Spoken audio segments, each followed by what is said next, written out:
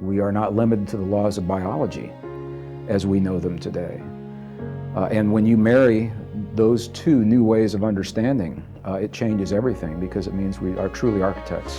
When we marry those kinds of understandings with the actual instructions that were left in our spiritual texts that say to us things like thought, feeling, and emotion, when these three become one. When you marry thought, feeling, and emotion into a single potent force, you'll say the mountain move, and the mountain will move. There's a power in human emotion and in our feeling that literally changes the chemistry in our bodies and changes our biology, changes the DNA in our bodies, and we'll talk more about that.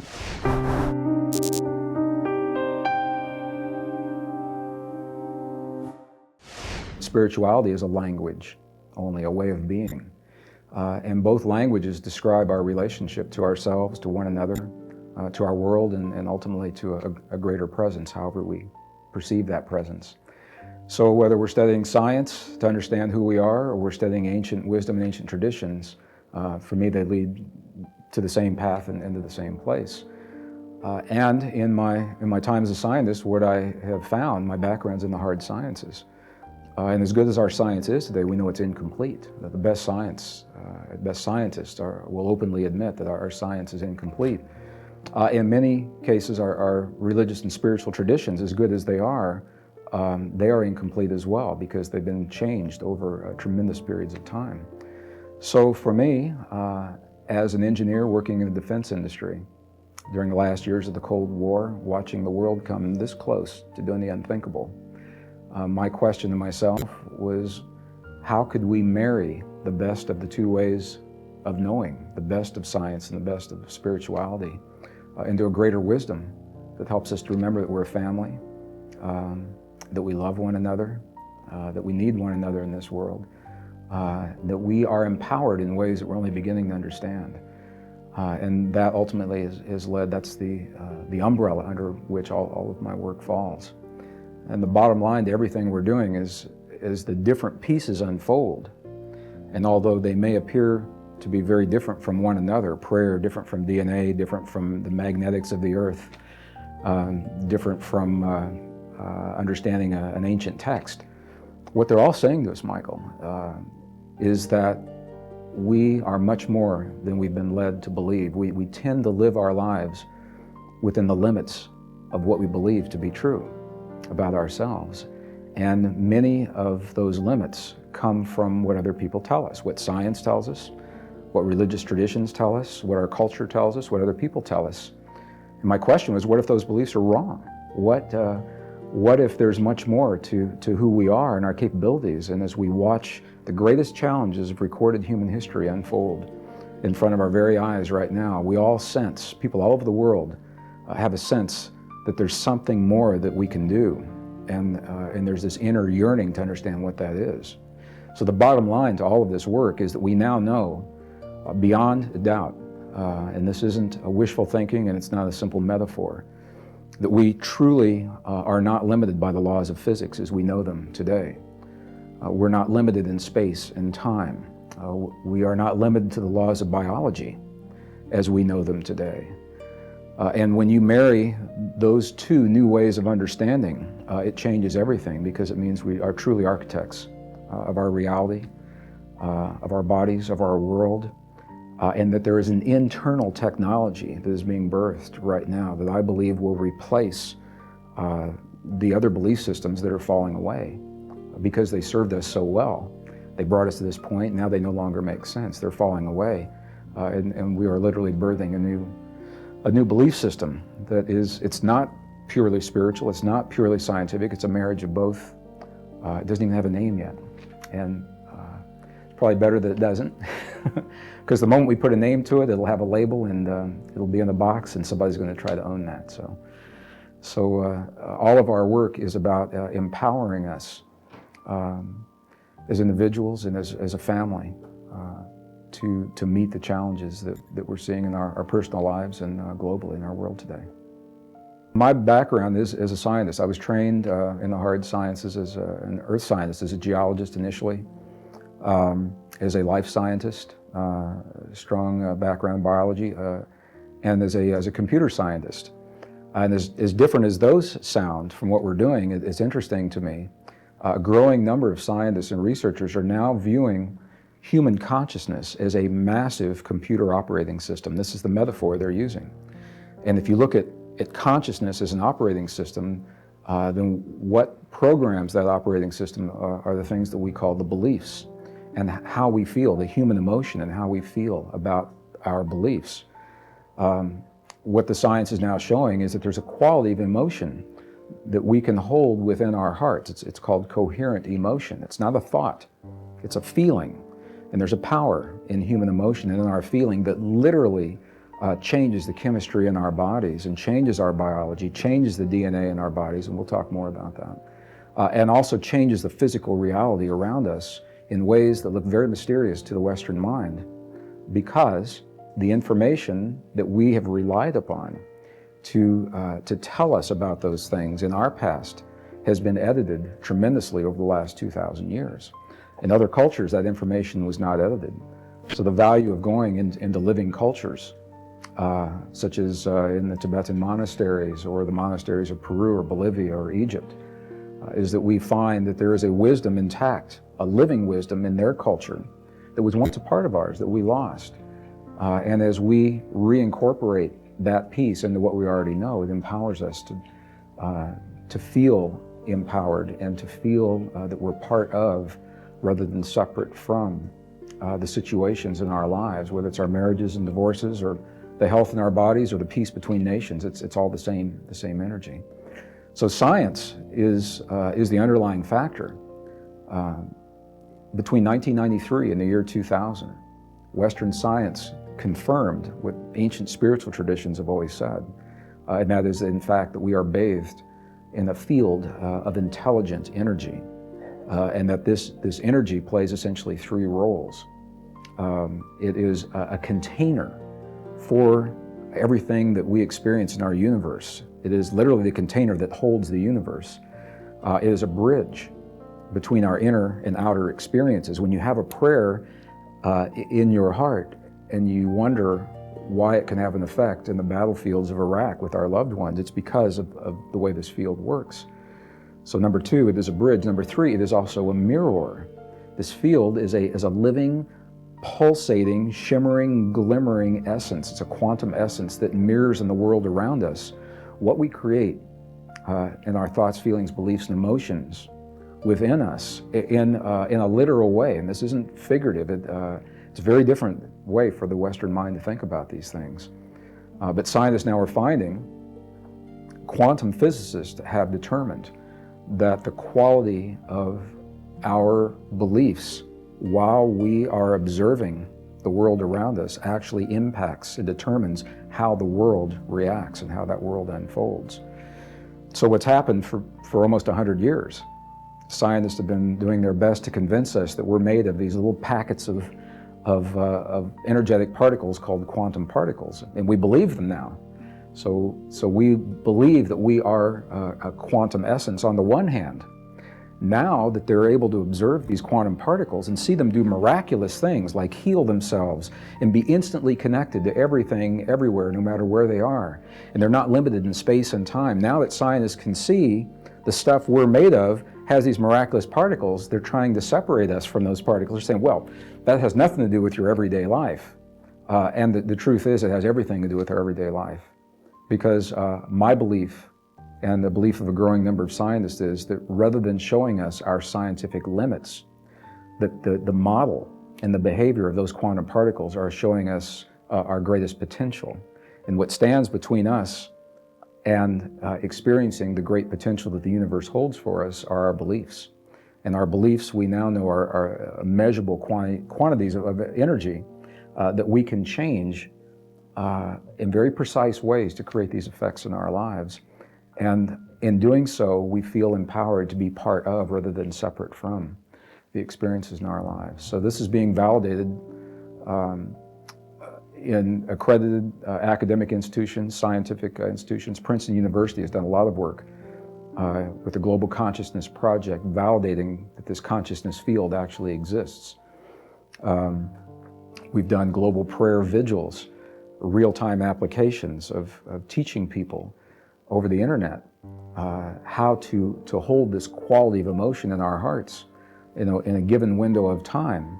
And while that is happening, hundreds of thousands of people are participating.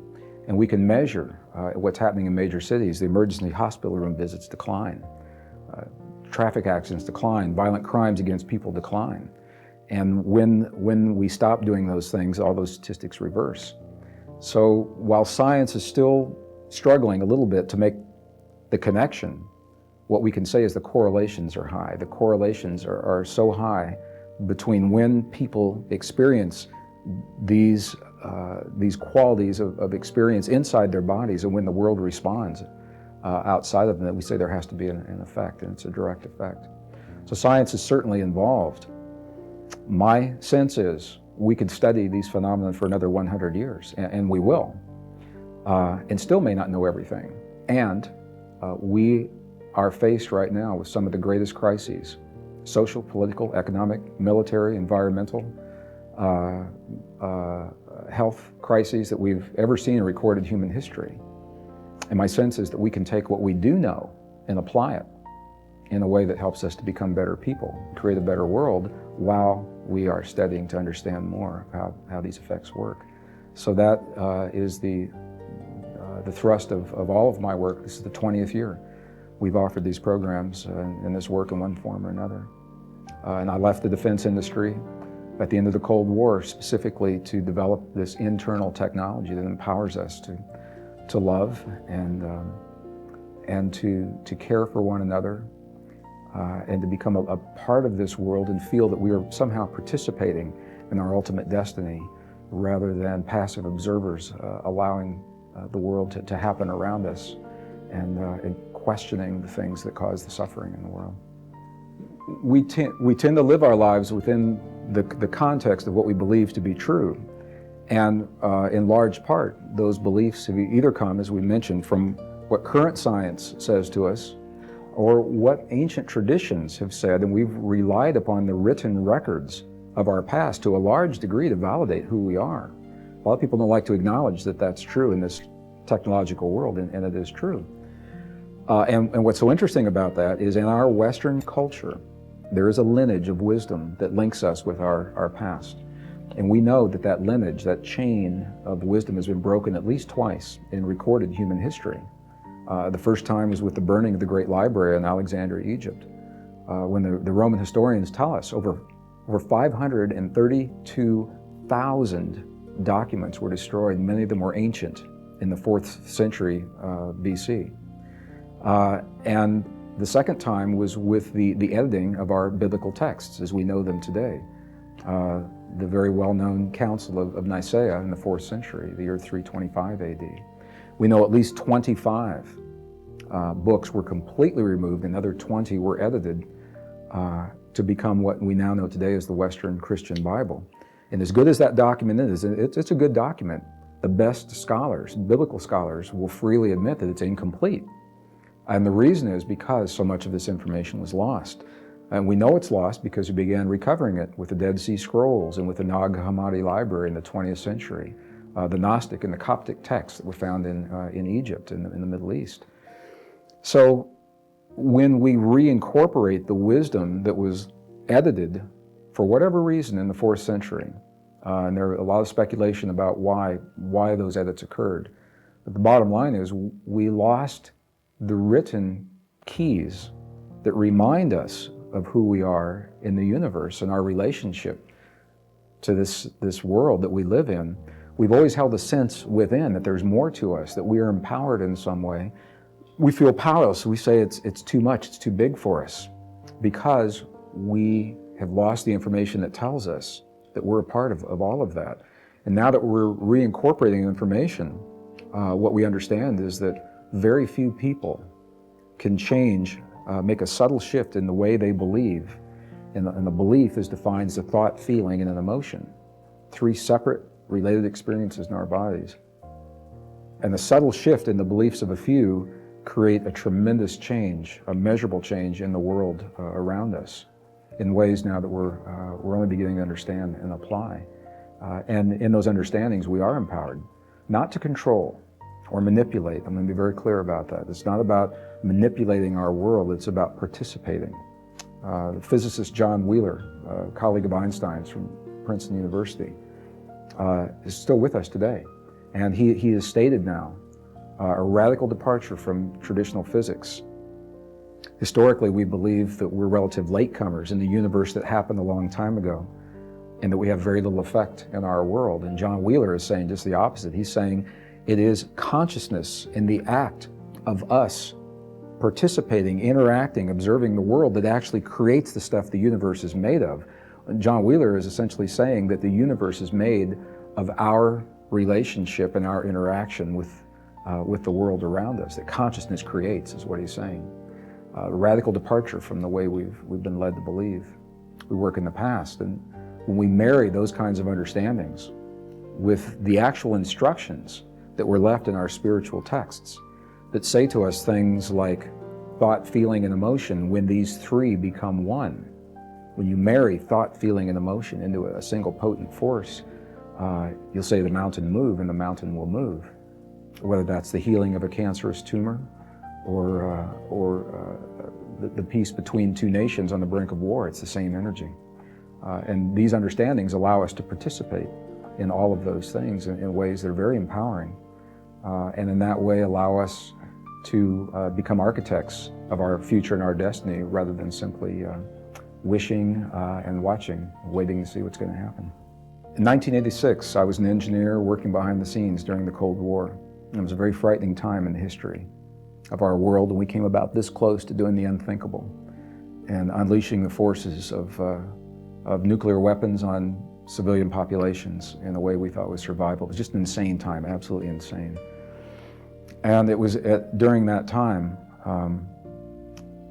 I was developing software by day and researching these texts at night.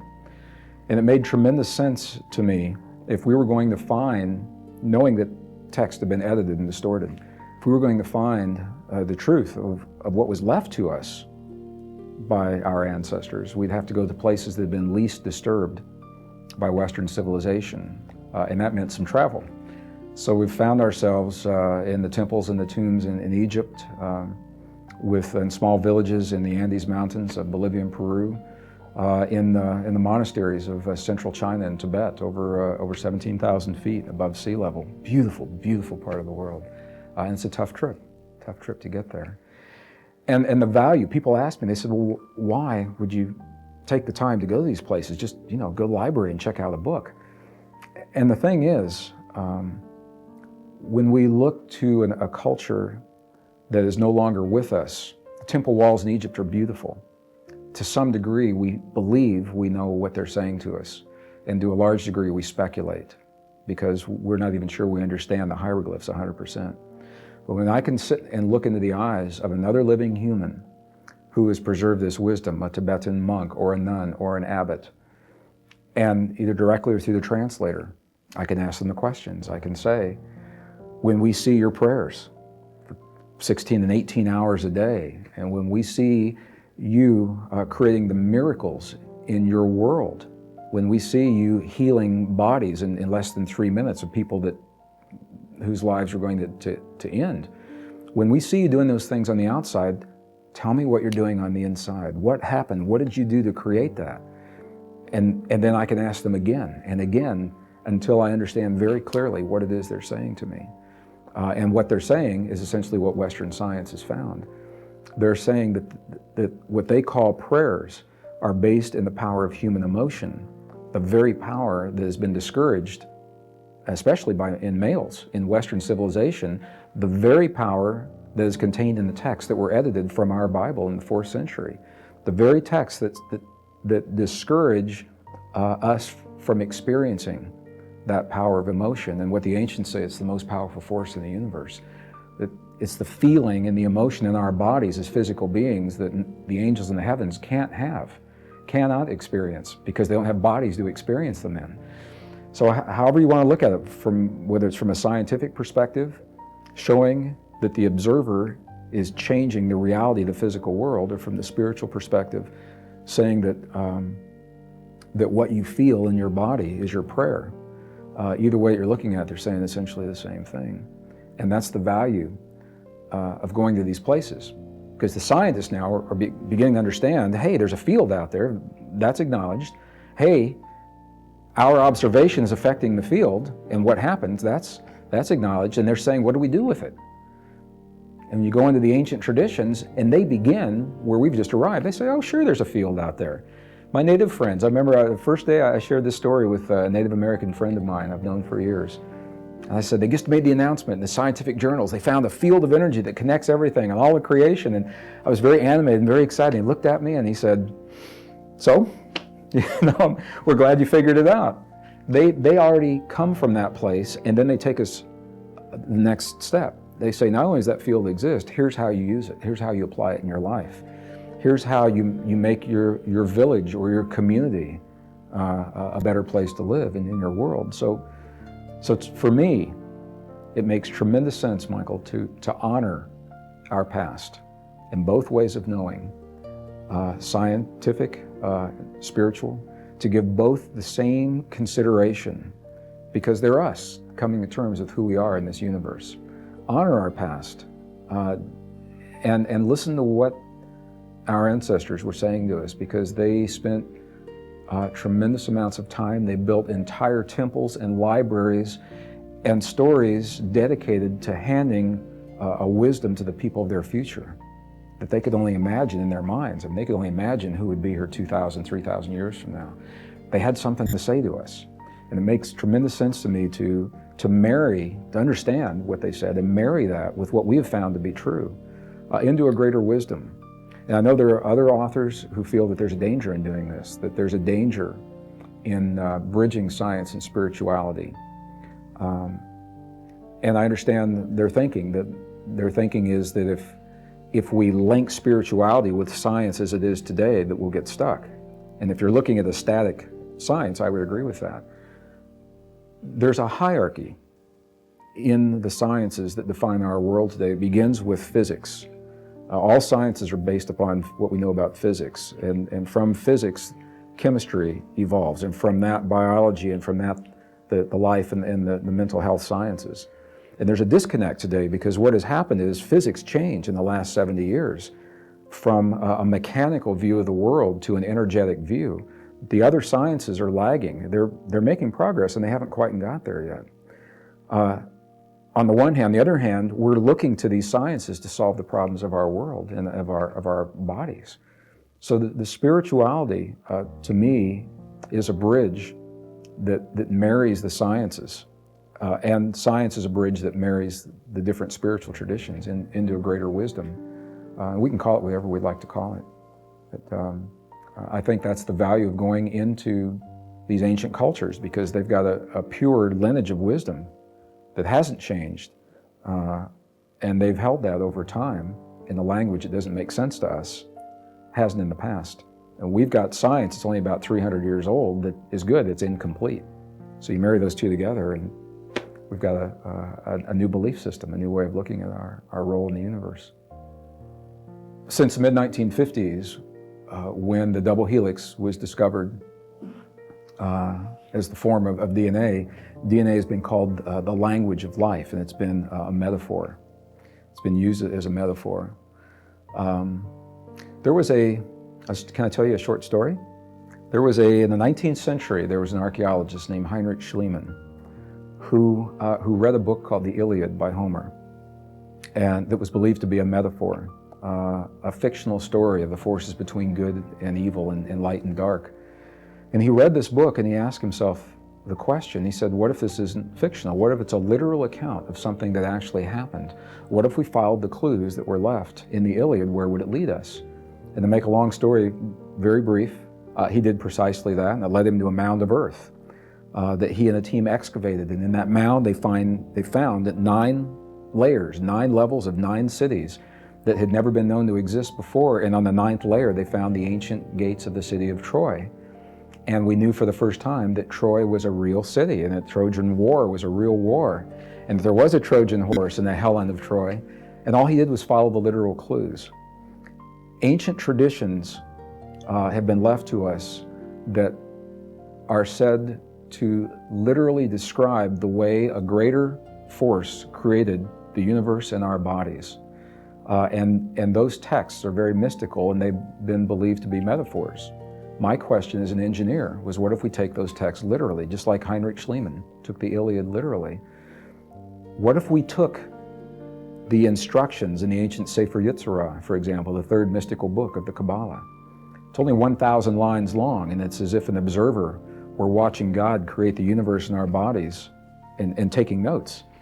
I said, my question was, what if it's a literal description? What if we take that description and marry it to the best science, marry those two kinds of knowing into greater wisdom? Where would it lead us? And the bottom line is that by following those clues, what we found is there is a numeric link, a mathematic code that links the DNA of all life in every cell of our bodies, everything from a blade of grass to a hamster to a goldfish.